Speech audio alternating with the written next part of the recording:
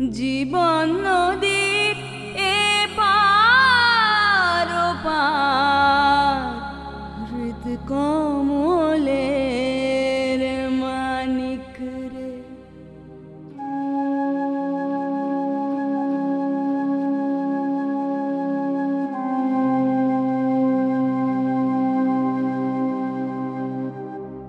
কোথায় পাবো মনের মানুষ,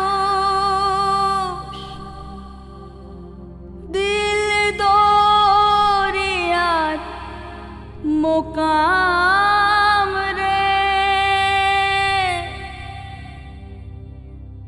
কোথায় পাবো মনের মানুষ, দিল দরিয়ার মোকাম রে।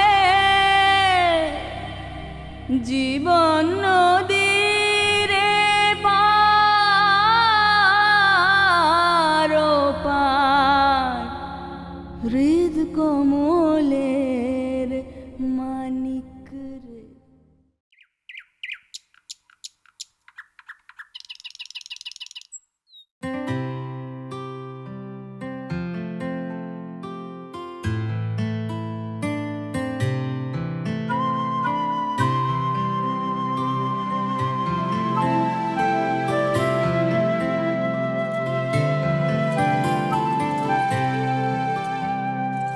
মহুয়া, থাক থাক থাক, ঘুমটা দিতে হবে না।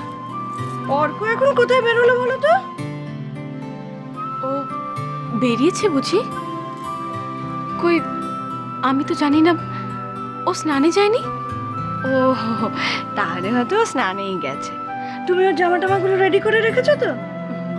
তুমি নিজেও রেডি হয়ে না, আজকে মা বাবাকে প্রণাম করতে যেতে হবে তো। মা, আমি তো রেডিই আছি। মা, এরকম একটা ম্যারম্যারের শাড়ি পরে তুমি ও বাড়িতে যাবে নাকি?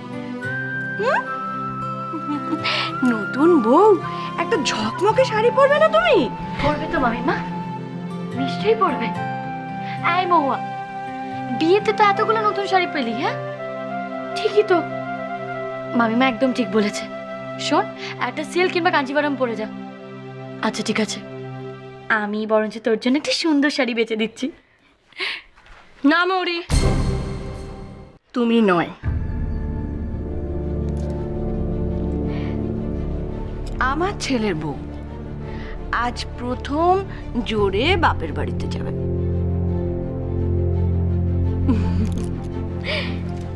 ওকে আমি আমার মনের মতো করে সাজাবো না?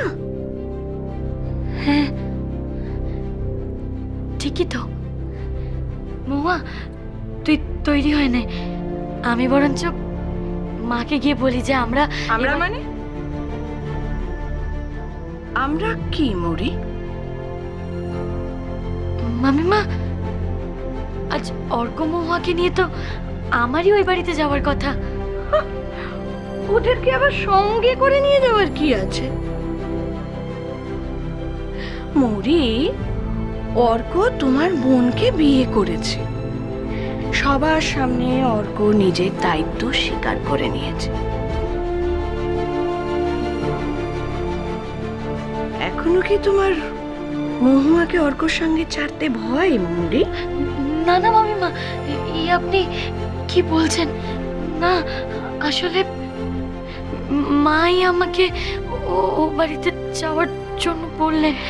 সে হয়তো তোমার মা চক্ষু লজ্জার খাতিরে তোমাকে ওদের সঙ্গে যেতে বলেছেন, কিন্তু নিয়ম অনুযায়ী আজ অর্ক আর মহুয়ার জোরে ও বাড়িতে যাওয়া উচিত।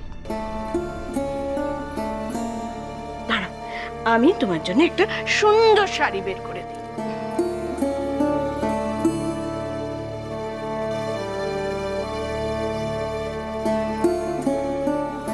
ওদের মঙ্গলের কথা ভেবে মৌরি, তোমার নিজে থেকেই আগে থেকে ও বাড়িতে জানিয়ে দেওয়া উচিত যে তুমি ওদের সঙ্গে যাচ্ছ না।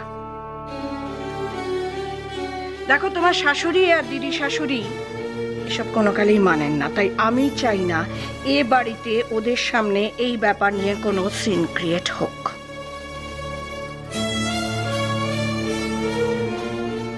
আজকের দিনটা ও বাড়িতে শুধু মহুয়া আর অর্কর দিন।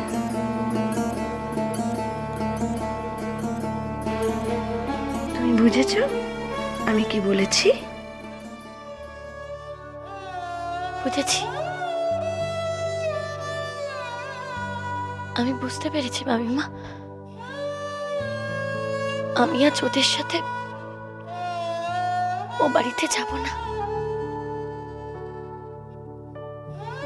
না, তুমি তৈরি হয়ে নাও, এসো এসো এসো, আমি তোমার চুলটা বেঁধে দিই, বসো। এ বাবা, চুলটা এখনো শুকোয়নি তোমার, হ্যাঁ?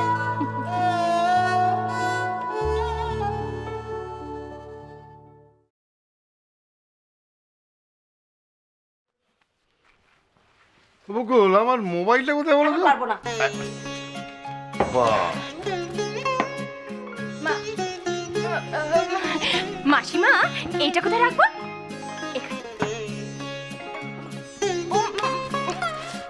লাগেনি তো? না মাসিমা, হ্যাঁ, এটা এখানে না, এটা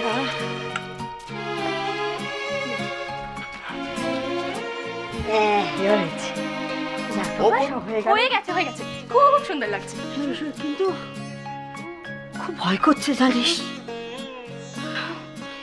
যা যা রান্না করলাম সেগুলো অর্ক খাবে তো? মানে ও সেগুলো খেতে পছন্দ করে তো? মানে অর্ক যে কি কি খেতে ভালোবাসে মাসিমা, সেটা তো আমি জানি না।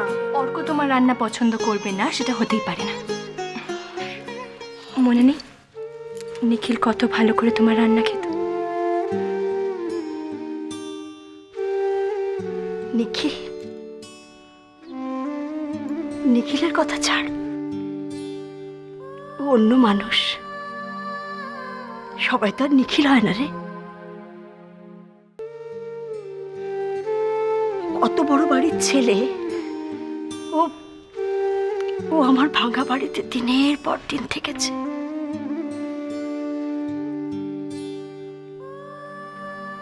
আমি আমি যা খেতে দিয়েছি তাই খেয়েছে, তাই খেয়েছে সোনা মুখ করে। এই জানিস, একবার একবার শিবরাত্রির দিনে হ্যাঁ গো, হ্যাঁ গো, তোমার মনে পড়ছে? হ্যাঁ, সেই শিবরাত্রির দিনে সাবু মাখা খেয়ে আমরা ছিলাম। ওমা, ছেলে বলে কি আমিও সাবু মাখা খেয়ে থাকবো?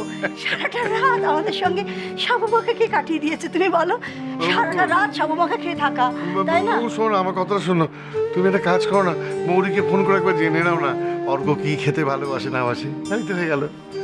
তাই তো, হ্যাঁ, ঠিক আছে, কথা আমার মাথাতেই আসি। তবে না, মৌরিকে একটা ফোন কর শিগগিরি, ফোন করে জিজ্ঞেস করছে অর্ক কি খেতে ভালোবাসে। বলি কি, এই কথাটা তুমি সকালবেলা মনে করতে পারোনি? সকালবেলা যদি আমাকে বলে দিতে এত ঝামেলাই তোমার থাকতো না, তাই না? কি আমি ওর পছন্দ মতো রান্না করতে পারতাম? সব কিছু আমি তোমাকে বলে করে দেবো, তবে তুমি আমাকে বলবে। সারাটা জীবন এই করে শেষ করে দিলে, তাই না? আশ্চর্য, কেমন বাবা, কেমন শ্বশুর তুমি, যে তাদের কোনো খেয়ালই তুমি রাখো না।